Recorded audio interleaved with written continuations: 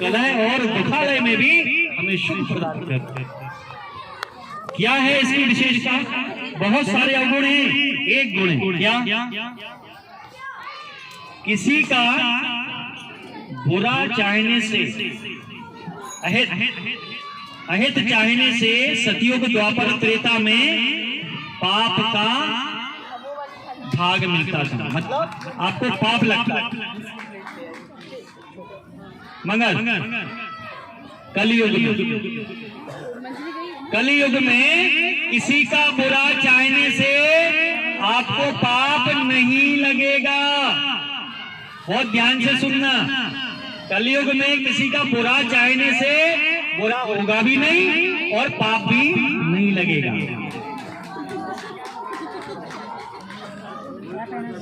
और बड़ी बात सुनिए, यदि कहीं हमने किसी का भला चाहा, आप लोगों ने ऐसा सोचा, ये हरिनाम संकीर्तन कराने का किस किस के मन में विचार आया था? हमारा तो आया था, माता जी के मन में आया था, सभी के मन में आया होगा। एग्जाम्पल दे रहा हूँ, मात्र सोचने मात्र से उसका पुण्य लाभ आपको प्राप्त हो गया। ये कलयुग की विशेषता है, मैं नहीं कह रहा हूँ, ये वेद कह रहे हैं। यदि आपने चाह लिया कि झा साहब की 4 बिल्डिंगें बन जाएं, इनकी बिल्डिंग बने या नहीं बने, मगर उसका पुण्य आपको प्राप्त हो जाएगा। ये कलयुग का प्रभाव है।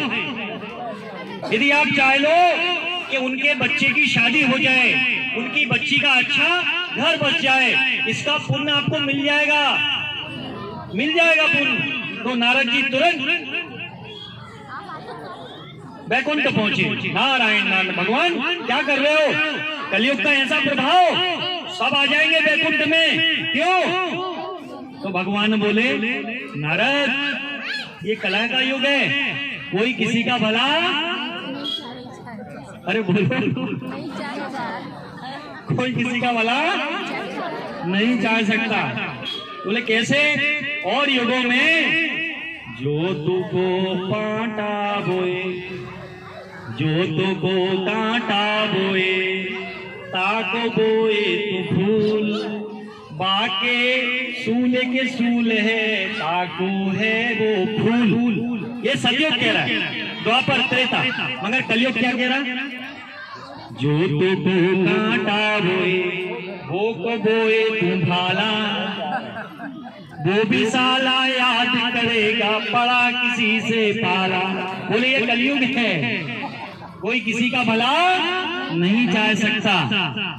ये भगवान की नारद जी से बात हुई। मगर भले लोग हैं आज भी जो दूसरे का भला चाहते हैं। वो दुखी रहे मगर दूसरे को यदि सुख प्राप्त हो सकता है तो ऐसे लोग भी हैं संत कृपा से, भगवान की कृपा से। तो हमारा संतों का जो संदेश है कि दूसरों का भला चाहो तो आपका भला तो अपने आप ही होगा। क्यों? आपको पुण्य लाभ मिलेगा।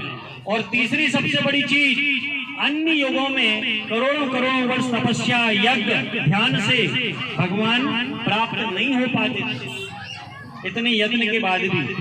मगर कलयुग में एक हरि का नाम, हरे कृष्ण, एक हरि का नाम यदि विशुद्ध भाव से भगवान के चरणों में समर्पित कर दिया तो कोटि अश्वमेध यज्ञ फीके पड़ जाते हैं। ये कलयुग का प्रभाव। तो ये उत्तम गुण कलयुग का है। तो मानस जी क्या कहती हैं? कलयुग केवल नाम आधारा, सुमिर सुमिर नर उतना ही पारा। और भागवत जी क्या कहती हैं? हरेर नाम नामैव केवलम, कलो नास्तैव गतिरन्यथा। कलयुग में हरि के नाम के बिना दूसरी गति नहीं है। 3 बार प्रेस किया, मतलब भगवान का भजन। अच्छा, जब आप ये ताली बजाते हो और ऐसे हरे कृष्ण, अब कौन आपको डिस्टर्ब करेगा? कोई बाजू में कोई आएगा भी तो कहेगा भैया भजन कर लेने तो, मगन नहीं है तो खड़े हो जाएगा। अब आप ध्यान में बैठे, अरे भाई कब से बैठे हो यार, उठो, तो डिस्टर्ब होगा कि नहीं होगा? आज संविदा शुद्ध आ रही है क्या? घी शुद्ध आ रहा है क्या? अग्नि शुद्ध आ रही है क्या? वायुमंडल शुद्ध है क्या?